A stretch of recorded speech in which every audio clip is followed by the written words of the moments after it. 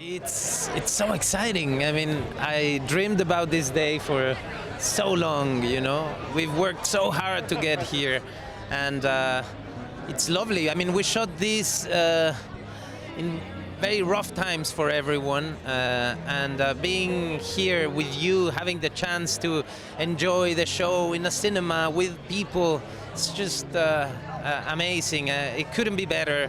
I'm excited also. There's a lot of Spanish-speaking people around here, which I love. It's nice to be doing it in LA. I'm happy. I'm very happy. Yeah, I see this as like 4 films, you know. I see this as 4 films. We've worked really hard.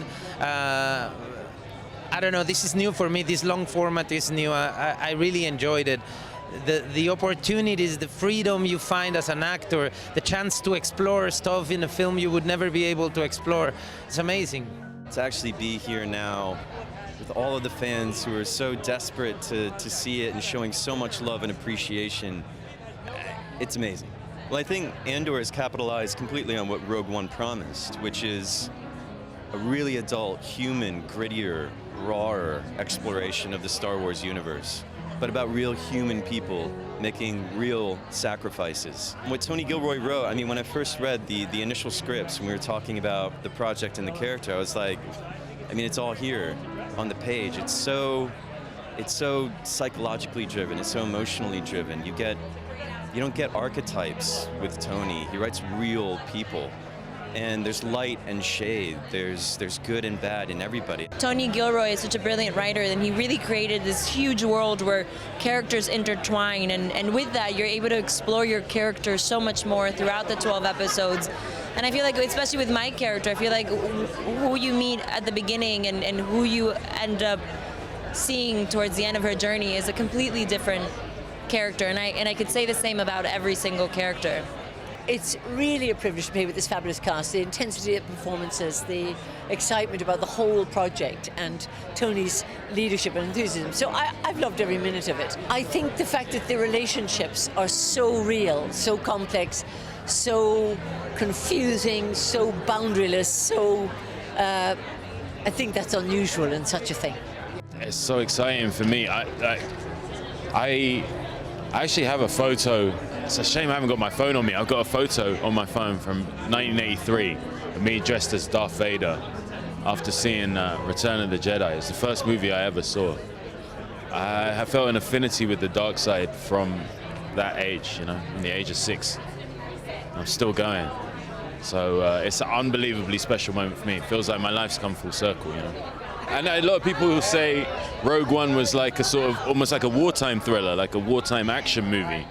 So I think it fits in with that too, you know, like that feeling of like mystery, intrigue, adventure, all the things you want from Star Wars, but with that dark edge, which I think is what made Rogue One stand alone. It's perfect in that respect. This is a really special series. I mean, going back to Rogue One, and it was a movie that all of us really genuinely were surprised by the response. And the fact that we've now created this series, it's a spy thriller in the Star Wars universe. It's pretty exciting. Well, I actually started working with Tony years ago when I did Born with him. And I think Tony is just uniquely suited to be writing stories like this that are so full of tension and intrigue. And the fact that he's brought that into Star Wars and the building of the rebellion and being able to individualize each of the people that are associated with that, giving us real insight on Cassian Andor, giving us more insight on Mon Mothma. I mean, all of these building blocks that led to the rebellion, it's pretty great.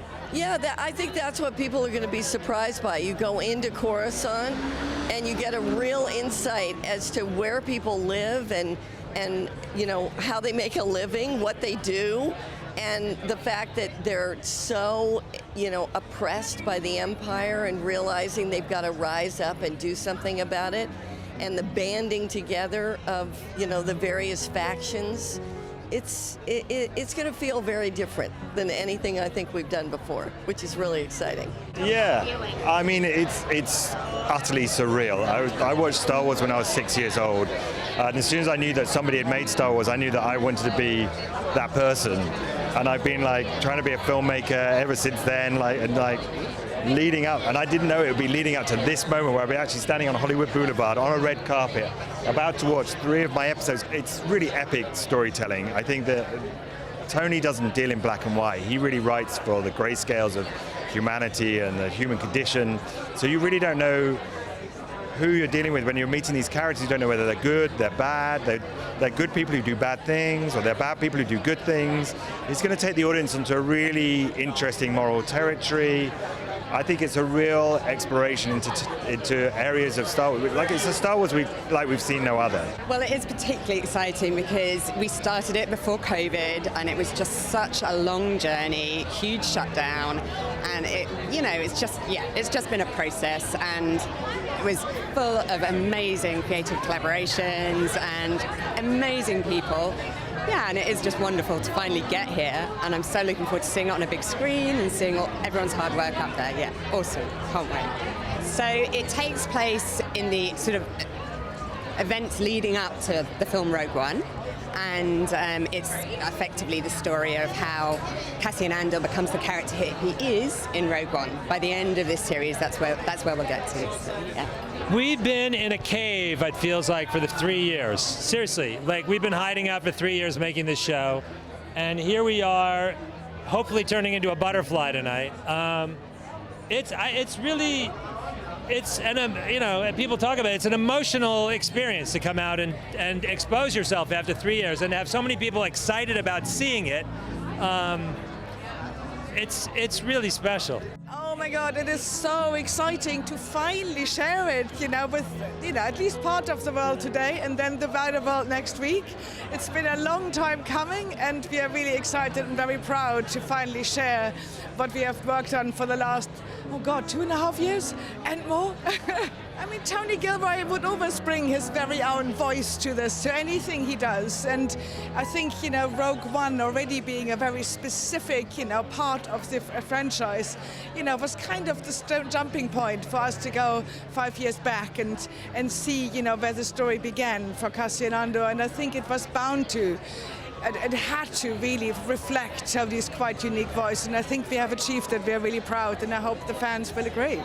Oh God, there's so much to discover. It's such a complex story, and with a huge ensemble cast, and I cannot wait for them to get a glance of what Cassian Andor's journey into Rogue One, how it began, and where, and how it is developing. I can't wait. It's pretty thrilling to have the galaxy far, far away come here, be so near to all of us here in Hollywood, California. I'm really excited to see the premiere tonight.